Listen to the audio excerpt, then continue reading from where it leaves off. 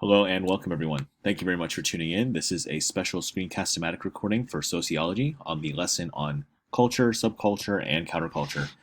This particular reading is going to expand on our understandings from the crash course episode about culture, subculture, and counterculture. So before I begin, please let me encourage you to open up to the correct part of today's lesson and to answer the key concept questions accordingly. Remember that you can replay any part of this presentation that you might need for detail or clarity later. So let's go and get started. Pop culture and subculture. High culture and popular culture. Do you prefer listening to opera or hip hop music? Do you like watching horse racing or NASCAR? Do you read books of poetry or celebrity magazines? In each pair, one type of entertainment is considered highbrow and the other lowbrow.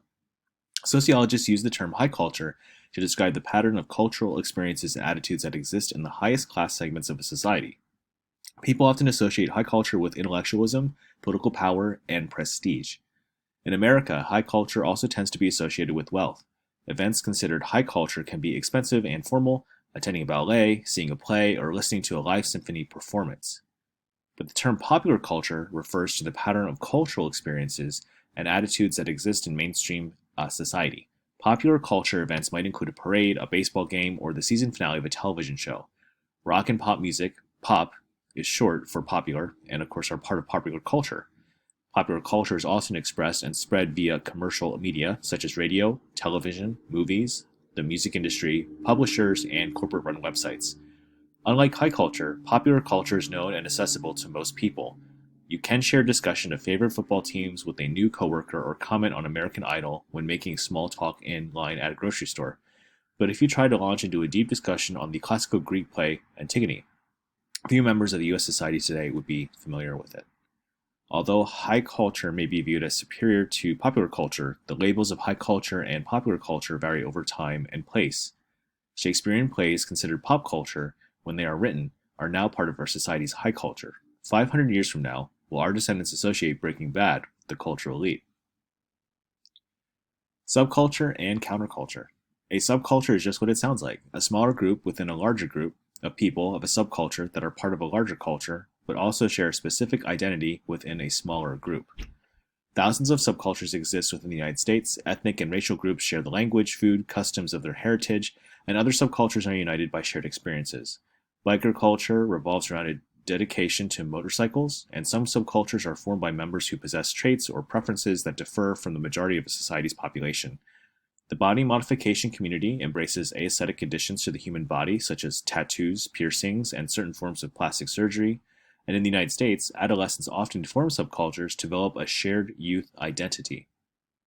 Alcoholics Anonymous offers support to those suffering from alcoholism, but even as members of subculture band together, they still identify with and participate in the larger society. Sociologists distinguish subcultures and countercultures, which are a type of subculture that rejects some of the larger culture's norms and values. In contrast to subcultures, which operate relatively smoothly within larger society, countercultures might actively defy larger society by developing their own set of rules and norms to live by, sometimes even creating communities that operate outside of greater society. Cults, a word derived from culture, are also considered a counterculture group. The group Yearning for Zion, in El Dorado, Texas, existed outside of the mainstream and the limelight until its leader was accused of statutory rape and underage marriage. The sex-formal norms clashed too severely to be tolerated by U.S. law, and in 2008, authorities raided the compound and removed more than 200 women and children from the property. Now let's go ahead and look at the evolution of American hipster subculture.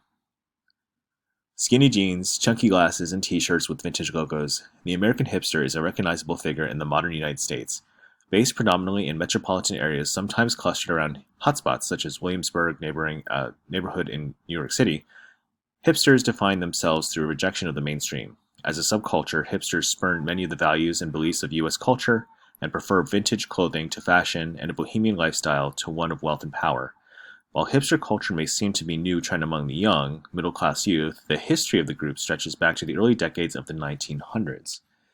So where did hipster culture begin? In the early 1940s, jazz music was on the rise in the United States, and musicians were known as hepcats. It had a smooth, relaxed quality that went against uptight and upright mainstream life. Those who were hip lived by the code of jazz, and while those who were square lived according to society's rules. The idea of a hipster was born. The hipster movement spread, and young people drawn to the music and the fashion took on attitudes and language derived from the culture of jazz. Unlike the vernacular of the day, hipster slang was purposely ambiguous. When hipsters said, "It's cool, man," they meant not that everything was good, but that it was the way that it was. By the 1950s, the jazz culture was winding down and many traits of hepcat culture were becoming mainstream. A new culture was on the rise, the Beat Generation, a title coined by writer Jack Kerouac, were anti-conformist and anti-materialistic. They were writers who listened to jazz and embraced radical politics. They bummed around, hitchhiked the country, and lived in squalor. The lifestyle spread, college students clutching the copies of Korax on the road, dressed in the berets, black turtlenecks, and black-rimmed glasses. Women wore black leotards and grew their hair long. Herb Caen, a San Francisco journalist, used the suffix from Sputnik 1, the Russian satellite that orbited Earth in 1957, to dub the movement's followers beatniks. As the Beat Generation faded, a new related movement began. It too focused on breaking social boundaries, but it also advocated freedom of expression, philosophy, and love. It took its name from the generations before. In fact, some theorists claim that Beats themselves coined the term to describe their children. Over time, the little hipsters of the 1970s became known as simply as hippies. Today's generation of hipsters rose out of the hippie movement in the same way that hippies rose from the Beats and the Beats from hepcats. Although contemporary hipsters may not seem to have much in common with the 1940s hipsters, the emulation of nonconformity is still there. In fact, in 2010, sociologist Mark Grief set about investigating the hipster culture of the United States and found that much of what tied the group members together was not based on fashion, musical taste, or even a specific point of contention with the mainstream. All hipsters play at being the inventors or first adopters of novelties, Grief wrote. Pride comes from knowing and deciding what's cool in advance of the rest of the world. Yet the habits of hatred and accusation are endemic to hipsters because they feel the weakness of everyone's position, including their own. Much as the hepcats of the jazz era opposed common culture with carefully crafted appearances of coolness and relaxation, modern hipsters reject mainstream values with a purposeful apathy. Young people are often drawn to oppose mainstream conventions, even if the same way that others do. Ironic, cool to the point of non-caring and intellectual, hipsters continue to embody a subculture while simultaneously impacting mainstream culture. So there you guys have it. Some of the key dynamics to remember and consider when analyzing culture, subculture, and counterculture.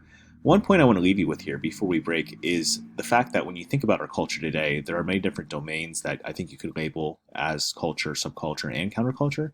I think only time will tell with greater perspective and clarity over what constitutes as what. So something interesting to think about. Thank you very much for tuning in, and good luck in completing the rest of the lesson.